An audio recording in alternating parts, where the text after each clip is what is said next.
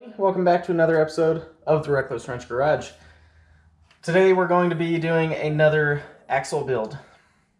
Although it's small, it's still an axle. What I have here is the front differential out of the 2005 Suburban that I use for towing the Suburban, and we are going to go ahead and rebuild it today.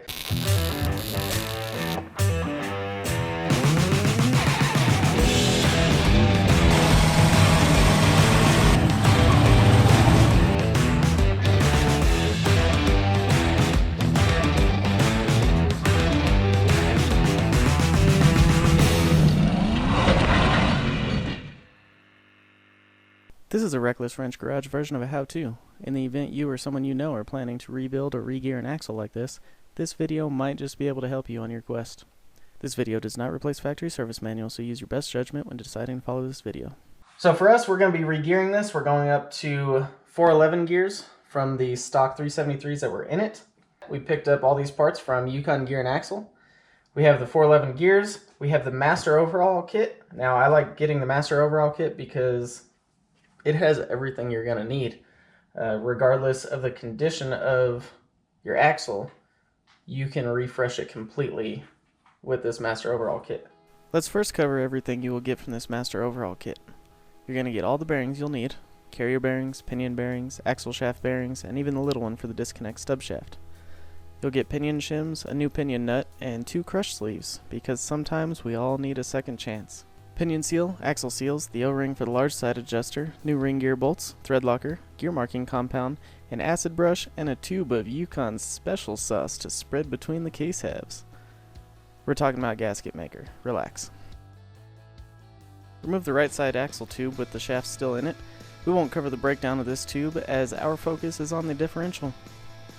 Just make sure you don't lose the spacer that goes between the 2 shafts. Once this tube is removed, pull the stub shaft out and set it to the side. On the driver's side, use a pry tool of sorts to pop the stub shaft loose, then pull it out. This should not take a lot of force to remove. If it doesn't come out, you may need to pull the case apart prior to removing the stub shaft. The stub shaft is held in place by a retaining ring. If you have a damaged retaining ring and you continue prying on the stub shaft, you risk breaking the flange off. Once the stub shafts are out, you can see the side adjusters for the carrier. On the passenger side, the adjuster is inset into the case. It's held in position by a small retaining strap that you'll need to bend out of the way. On the short side, the adjuster is easily accessible and is held in position by a retaining tab. Neither adjuster requires any adjustment at this time. Remove the bolts holding the 2 case halves together.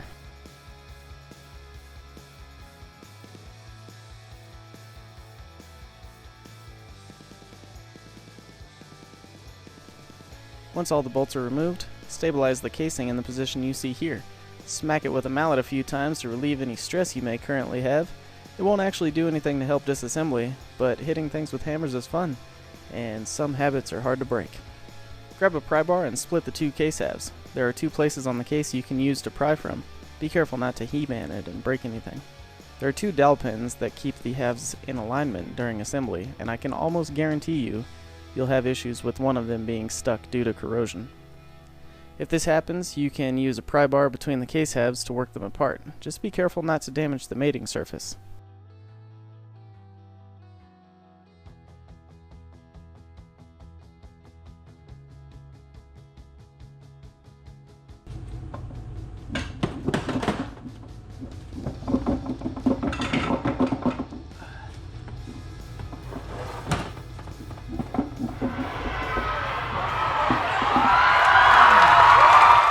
Now that you have the case halves apart, remove the pinion flange and carrier assembly and set them off to the side. Removing the pinion can be a bit tricky if you're by yourself or don't have a vise or equivalent tool to hold the case. Put the case half in a vise as you see here. Place a deep well socket over the threads on the pinion to protect them from damage. Give the pinion a few good whacks. Try not to hit the case like I did, and have someone there to catch the pinion when it shoots out. I caught it! Now remove the pinion seal. We can talk about all the different ways to remove seals, both right and wrong, but this is how I removed it, and we got a good laugh out of it. Just be careful not to damage the sealing surface of the case. Once the seal is out, you can knock out the old bearing races. Starting with the inner race, since we're already in this position, I used a brass drift to knock these out. Just hit the race on opposite sides a few times and you'll work it out. Knocking out the outer race is a little tricky due to having to hit the punch from the inside of the case. Get creative. Bonus points for making it look awkward on camera. Once you remove them, get in there all nice and deep like and clean the surface. Remove the carrier bearing races next. The long side is easy. You can almost pull it out by hand. The short side can be a little tough. I modified a small puller and used some scrap steel to make it work. Once the race was removed, I removed the adjuster from the case. Now's a good time to replace the axle bearing and seal. You can see the recess where the seal will sit. I set the adjuster on the seal side and hammered out the old bearing using a socket. Now you can install the new bearing and seal. You can also replace the O-ring located at the top of the threads of the adjuster. Keep in mind it's a square O-ring. Make sure it's not twisted once installed.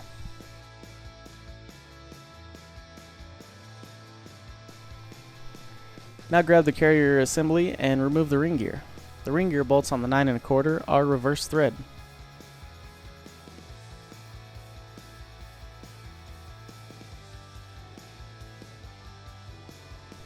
To remove the ring gear, once the bolts are out, give it a few whacks with a heavy mallet.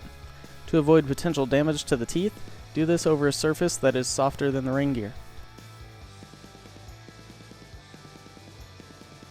Now toss the ring gear aside, grab the carrier and remove the old bearings using your preferred method. As usual, we prefer the Yukon gear and axle bearing puller because it's quick and easy. Once you remove the bearings and clean the surface, head over to the press and install the new bearings. While you're pressing the new bearings onto the carrier and pinion, hang your new ring gear in front of the heater to make science happen. This will cause the ring gear to expand ever so slightly and make installation on the carrier nice and smooth.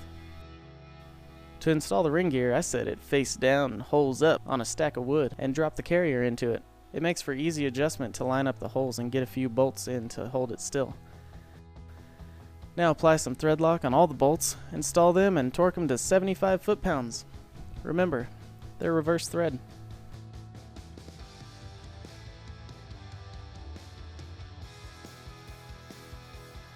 At this point, you are ready to install the new bearing races in the case.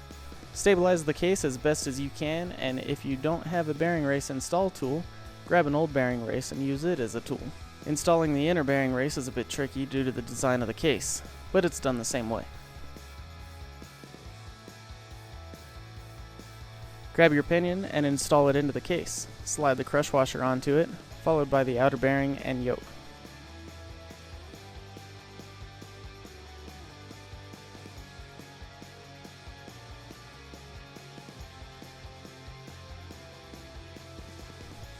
Once you get the outer bearing fully seated, it's time to set the pinion bearing preload.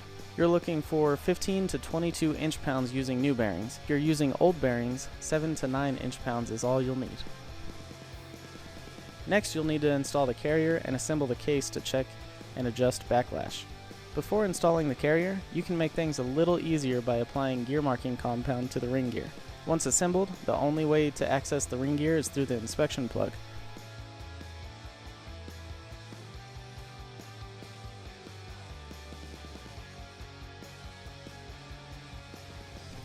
Checking the backlash on IFS differentials is different than most others. Due to the design of the case, you will take your measurement from the pinion yoke and divide by 2, or multiply it by 0.5, whichever you feel is fancier.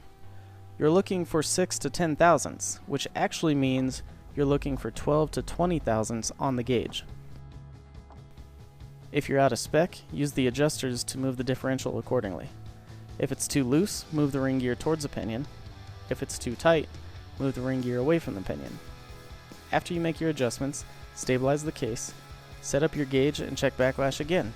Once again, you're looking for 12 to 20 thousandths at the gauge.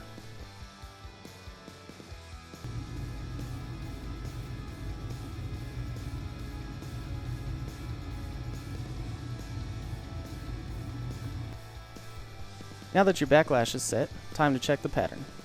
It gets even more exciting now. Grab yourself a drill and the socket for the pinion nut. You're going to use the drill to run the gears through. Keep in mind you do not want to go full force on it, as you may alter the pinion bearing preload by tightening the pinion nut. You got to ease into it. Start off slow and work your way up to full speed. If some terrible noises start coming from it, immediately stop and figure out what you did wrong. About 5 seconds should do the trick, then stop and do the same thing in reverse. Use the inspection plug opening to check your pattern. There are many acceptable patterns. You want to get the pattern as centered as possible between the face and the flank. Getting the pattern perfectly centered between the heel and toe is not necessary. Once you paint yourself a happy pattern, it's time to button it up. Split the case apart and apply some of that special sauce Yukon sent you, or suitable substitute, and reassemble the case. Torque the case bolts to 35 foot-pounds.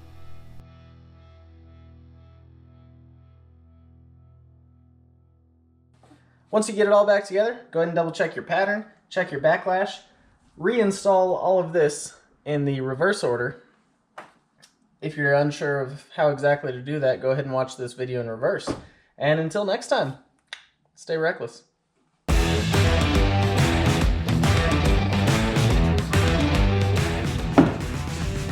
Oh, that stinks. Yeah, it does.